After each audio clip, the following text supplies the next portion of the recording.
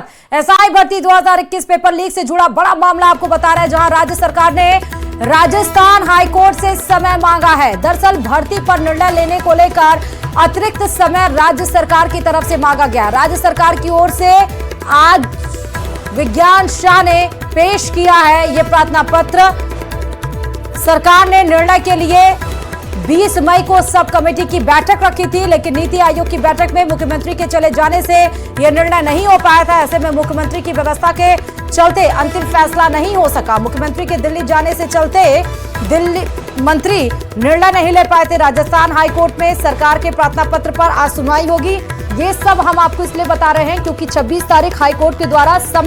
आखिरी समय तय किया गया था, जिस पर राज्य सरकार को फैसला लेना था एसआई भर्ती को लेकर कि ये परीक्षा रद्द होगी या फिर नहीं होगी। इसके पहले 21 मई को जो कैबिनेट सब कमेटी बनाई गई थी उसकी बैठक हुई थी, लेकिन मुख्यमंत्री उसमें नहीं पहुंच पाए थे क्योंकि एक तरफ दिल्ली में जहां गवर्निंग काउंसिल की बैठक थी, उसके बाद एनडीए शासित राज्यों के मुख्यमंत्री और उप मुख्यमंत्री की बैठक थी, उसमें सीएम शामिल हो रहे थे। इसलिए यहाँ पर सब कमेटी की जो बैठक हो रही थी उसमें वो मौजूद नहीं थे। जिन पॉइंट्स का डिस्कशन सब कमेटी में हुआ था उन सब की रिपोर्ट्स भेज दी गई थी। ज्यादा जानकारी के साथ संवाददाता अरबाज इस खबर पर जुड़ चुके हैं। अरबाज, अब तो सरकार की तरफ से समय मांग लिया गया है, जबकि आज आखिरी तारीख थी, सरकार को फैसला देना था कोर्ट में भर्ती परीक्षा रद्द या फिर नहीं।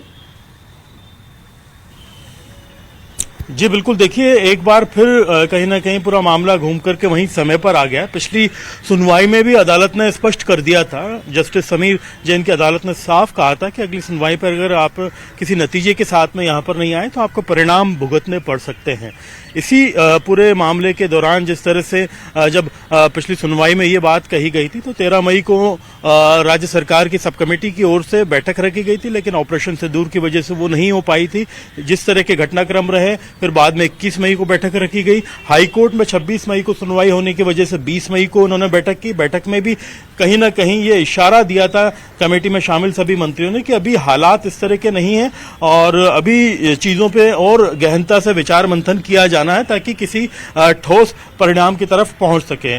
लेकिन सब कमेटी ने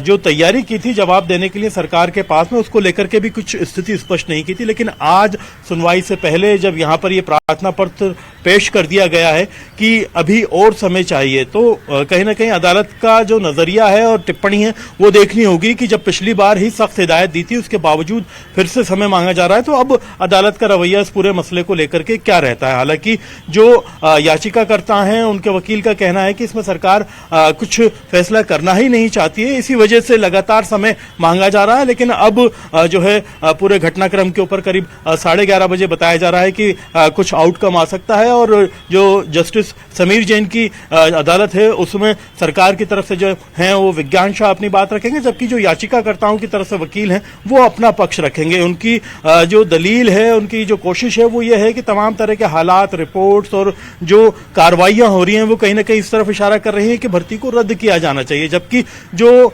दूसरा पक्ष है वो लगातार इन तमाम तरह की दलीलों को खारिज करता रहा है और ये मांग करता रहा है कि ये भर्ती रद्द नहीं होनी चाहिए। हालांकि सरकार ने इस पूरे घटनाक्रम में तमाम बिंदुओं को जांचने के लिए ही सब कमेटी का गठन किया था, लेकिन जो सब कमेटी किसी नतीजे पर नहीं पहुंच पाई थी, लगातार चीजों को बारीकी से अध्ययन किया जा रहा था। उसके बाद में अब ये माना जा रहा था कि कुछ आउटकम आएगा। आप ये देखिए कि पिछले साल नवंबर से लेकर के लगातार कुछ ना कुछ अपडेट्स होते रहे हैं और अदालत ने पिछली सुनवाई में काफी तल्ख टिप्पणी करते हुए स्पष्ट कर दिया था कि वो कोई ना कोई सख्त एक्शन इस पूरे मामले के अंदर लेने वाले हैं। 26 मई का इनको समय दिया गया था। आज फिर अदालत के अंदर ये प्रार्थना पत्र पेश कर दिया गया है कि वक्त और चाहिए, अभी हालात और कमेटी की रिपोर्ट इस तरह की नहीं है कि किसी नतीजे पर पहुंच पाए। अब देखना यह है अदालत क्या कहती है और कुछ ही देर में सुनवाई शुरू हो जाएगी यहाँ पर और सुनवाई शुरू होने के बाद में दोनों पक्षों की बात सुनने के बाद में अदालत का जो नजरिया है और टिप्पणी है उसके ऊपर नजर सबकी टिकी हुई है। लेकिन ये बताइए अरबाज, बार बार तारीख दी जा रही है, उसके बाद राज्य सरकार की तरफ से जो समय मांगा जा रहा है, कोर्ट क्या इस पे कोई एक्शन नहीं ले सकता है? क्योंकि पहले ही डेडलाइन तारीख तय कर दी गई थी 26 मई की, अब वजह कुछ भी हो। देखिए डेडलाइन जो अदालत की तरफ से तय कर दी गई थी, लगातार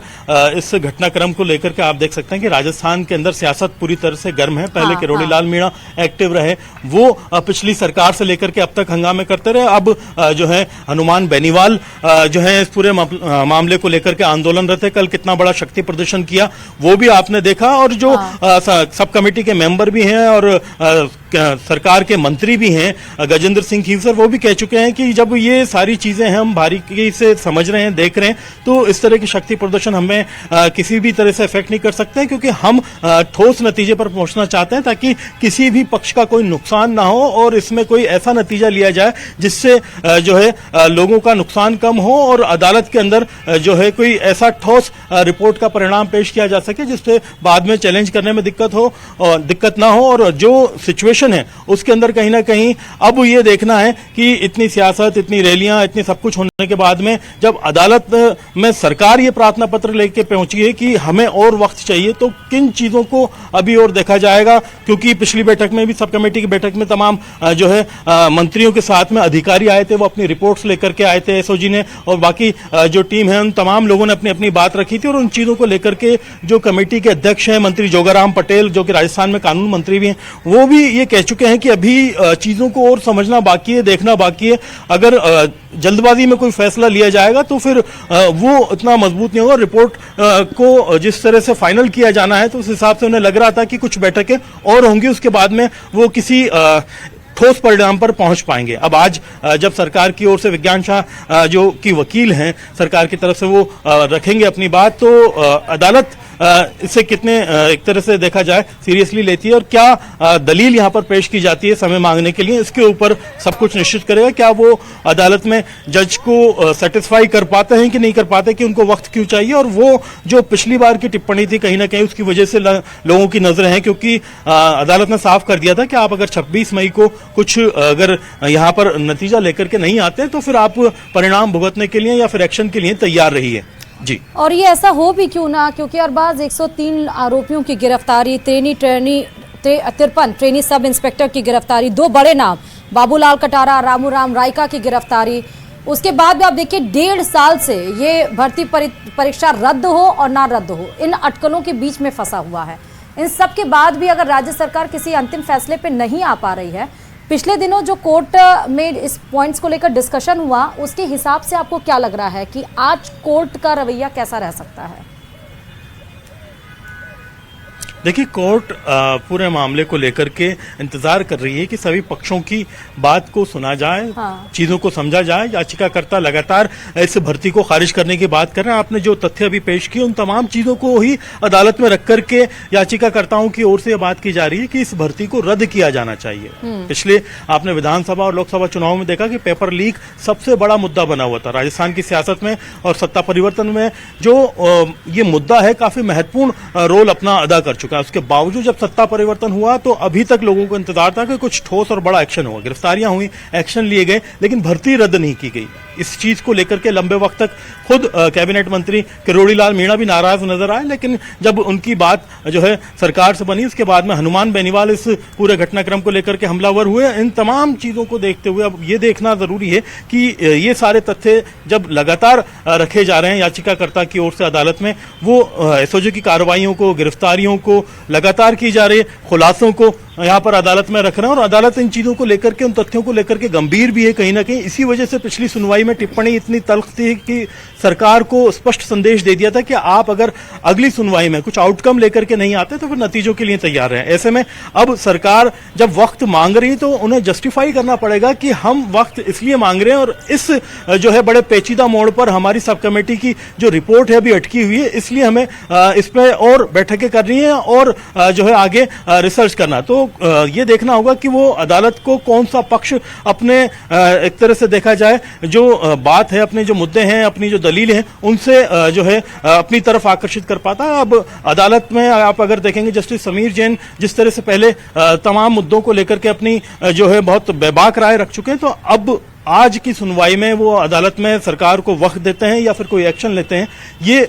बड़ी बात है जो देखनी होगी, जिसके ऊपर सबकी नजर बनी हुई है। जरा ये बताइए, इसके पीछे रीजन जो दिया जा रहा है वो ये दिया जा रहा है कि दिल्ली में नीति आयोग की बैठक में मुख्यमंत्री के चले जाने से वो निर्णय नहीं ले पाए। ये जो रीजन है, और आज जो 26 तारीख थी देख सरकार की तरफ से फैसले लेने की, क्या ये रीजन, ये जो बताया जा रहा है कारण, क्या ये सफिशिएंट मान लिया जाए कोर्ट में कि कोर्ट सरकार के द्वारा जो कारण बताए जा रहे हैं उसके पक्ष में फैसला देगी? लाइव चल रहा है फिर देखिए, इस पूरे घटनाक्रम में जो दलील रखी गई है वो यही रखी गई है कि नीति आयोग में जिस तरह से बैठक थी और जो बातचीत की गई थी प्रधानमंत्री की ओर से, पूरे देश भर के लोगों को भी बुलाया गया था और अलग अलग बैठकों का दौर जारी रहा। उससे पहले भी ऑपरेशन सिंदूर की बात कही गई थी और सरकार ने अपनी व्यस्तता बता करके ये बात कही थी कि सब ठीक है। कमेटी के जो लोग हैं, ठीक है, बाकी लोग